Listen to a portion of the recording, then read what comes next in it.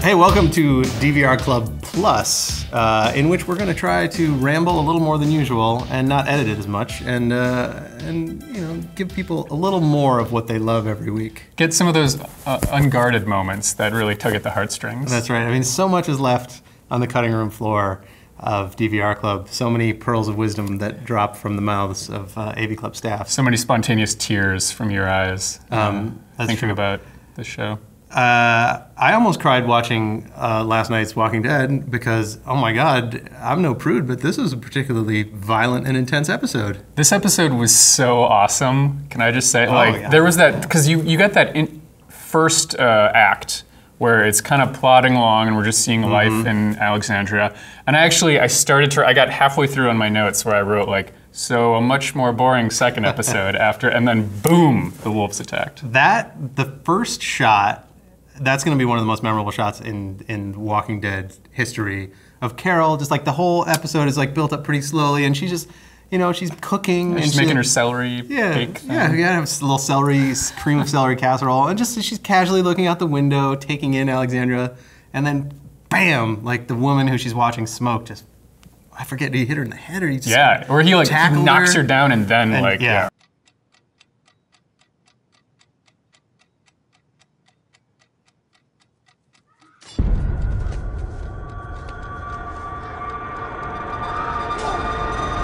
And it's just, you know, at the beginning of like, you know, 35 minutes of just melee, horrible violence, and much worse than your standard Walking Dead violence, because it's all pre-dead on pre-dead as opposed to just killing a bunch of zombies. I like the pre-dead. That's a good way of describing it. Or living, as some of us No, because this is, I mean, they're all fucked, so they're the pre-dead.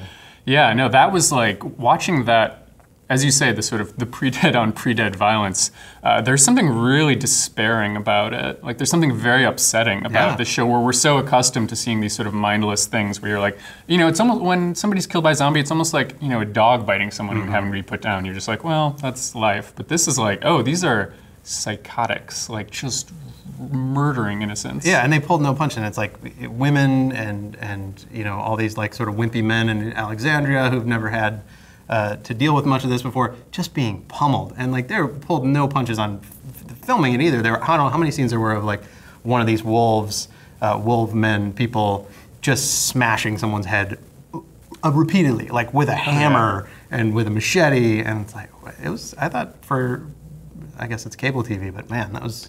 Yeah, they were just like endless. Like, you just see them stabbing and stabbing. It was incredible. It really made me think of your comment last week about the fact that, you know, we had this whole conversation in the very first episode about how some people just shouldn't be alive anymore.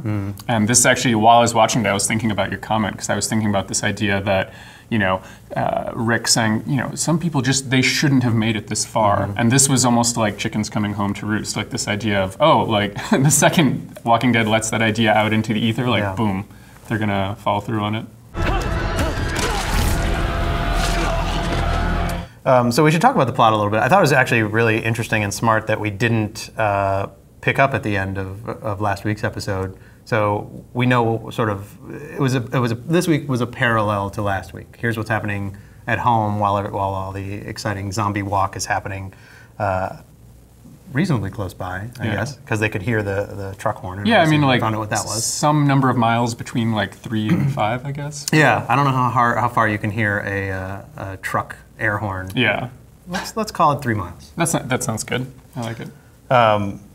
So yeah, they're back at Alexandria and everything's hunky-dory, and then our new enemy for the season strikes. Pretty organized. Surprisingly organized, I would say.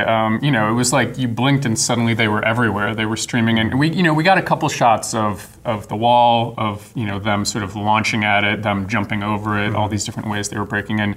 But sort of I think you were meant to assume, oh, this is happening literally everywhere, like at this moment. And that was what was also really sort of shocking and exciting and intense about it, is I had no idea how many of these dudes there were. Right. Like, I was like, is there 50? Is there 100? I got no idea. Yeah. And no guns. Yeah, that surprised me. Is it a choice of theirs to not have guns?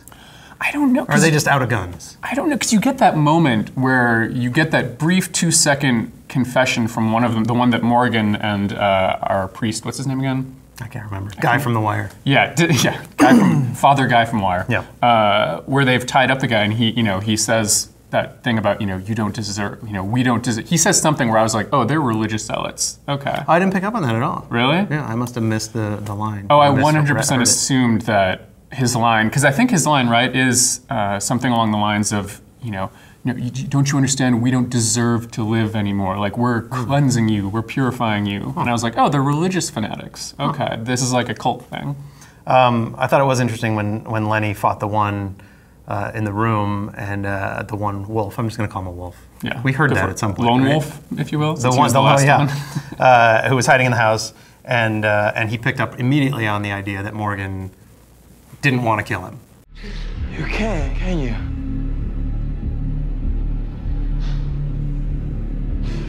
You should have.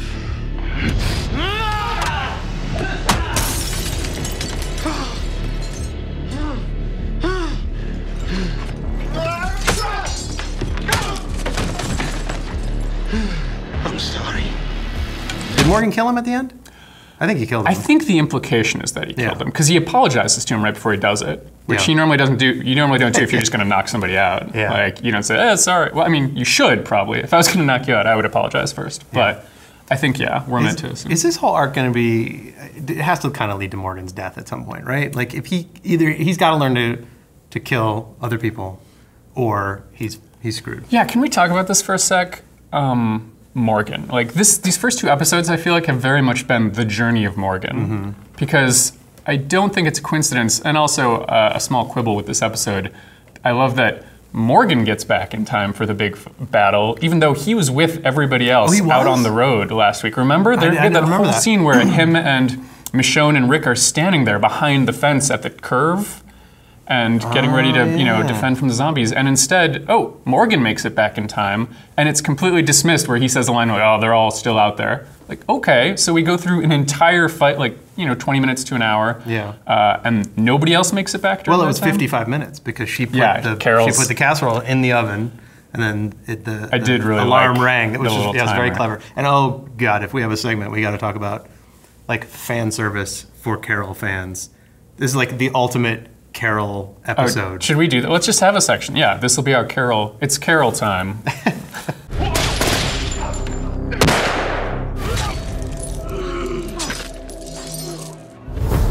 So Carol's sort of complete transformation, even within the episode, like the beginning of the episode, she's like, oh, I used to make Ed whatever's left in the cupboard casserole. And then when the shit hits the fan, she is all of a sudden dressed as one of the Marauders with a W on her head and just fucking murdering everything in her path. And when Morgan is about to let the Morgan and the priest are like, we can't kill this guy, we're just gonna tie him up. She walks up without a word and just blows the guy away. He's tied up on the ground. She's like, no, we're not putting up with that. You're trapped. You need to know, people don't belong here anymore.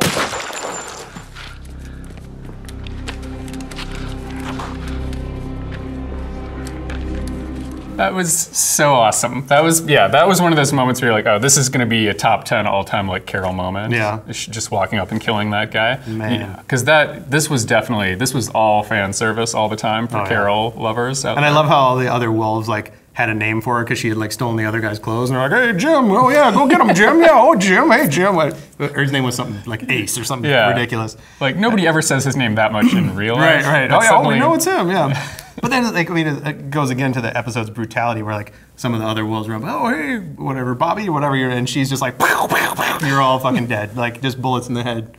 She's ruthless. I mean, she's totally ruthless. I think, though, the most significant moment for me in terms of the whole Carol thing is, when you get that beat with her friend, right? The other woman from the pantry at the very beginning, where she's been sliced. She's been sliced by the wolf, and Carol runs up and is trying to silence her and get her shh, and then sticks the knife in the back of her head and kills her. And it's almost shot for shot, exactly Rick and Carter from last episode. And I thought that was really interesting. It seems like they're very clearly trying to do this sort of mirror image parallel with Carol and Rick. And Hawkeye from the last episode of MASH.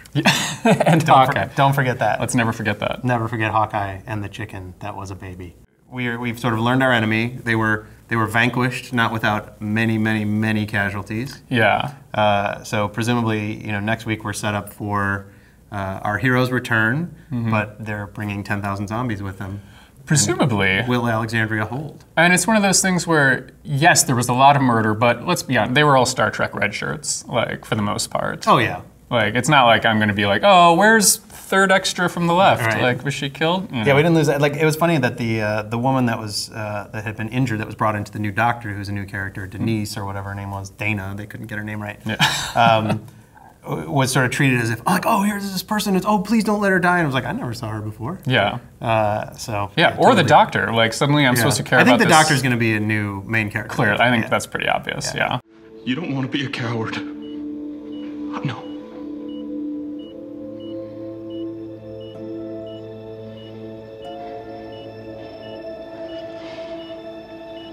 I need an abdominal binder. We're gonna pull the knife. Okay. Real briefly, though, for a segment, I think we should call Carl's hair. Oh, can we? You want to call it Carl's hair? Let's call it Carl's hair. Okay. Carl, you got to do something about that hair, man. This the nice blonde lady whose husband that Rick murdered. She's got all the barber stuff out. She stabbed one of the wolves with it like 1,000 times while her son watched. That was brutal too. God, just wah, wah, and blood flying. Man, this was like a hard R in the theater. This was like the fourth Rambo movie, like just nonstop blood spraying and like knives going into bodies and like ripping sounds and just like oof.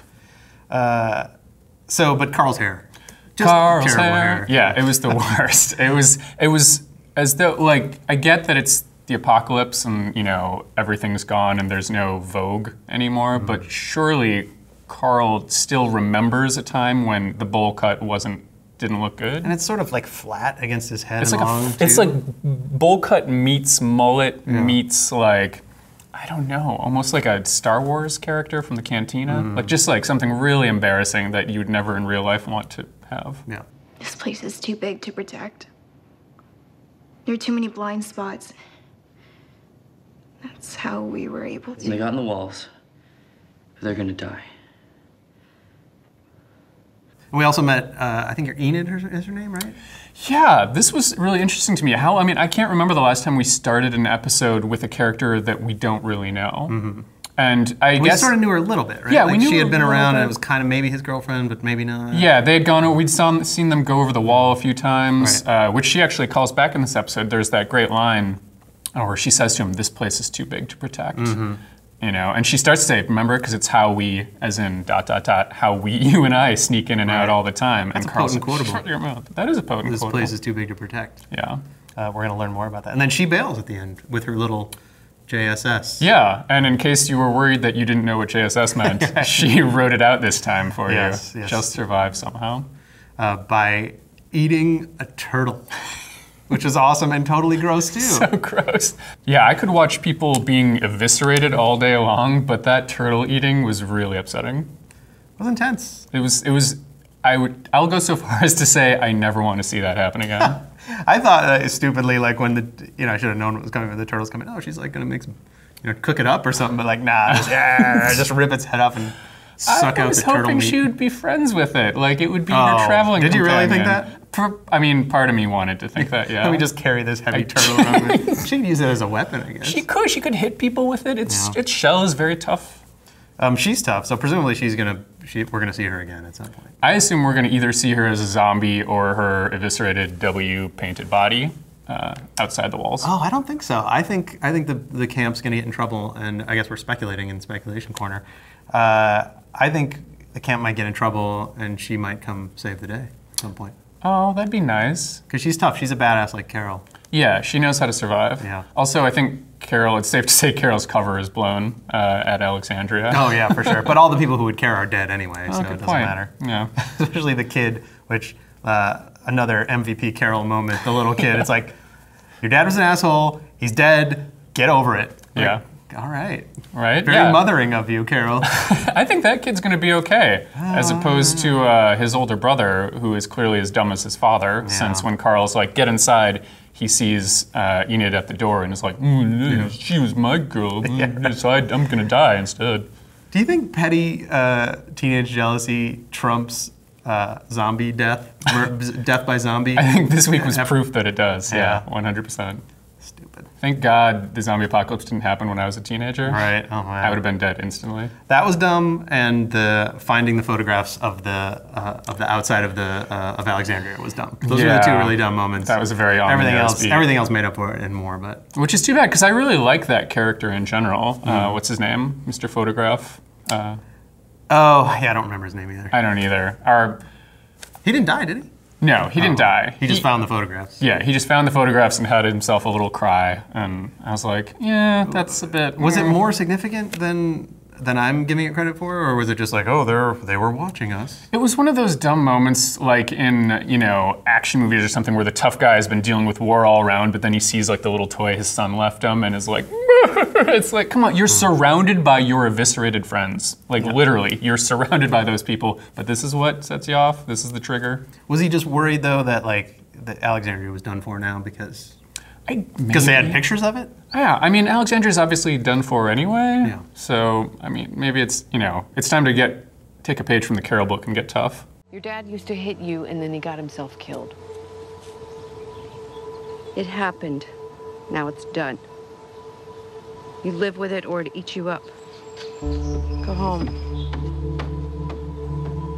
Hey, thanks for watching the inaugural episode of DVR Club Plus, where we rambled a little bit, but we got to some more stuff. Thanks for doing it, Alex. Want to wave to the people? I would love to. Bye, people.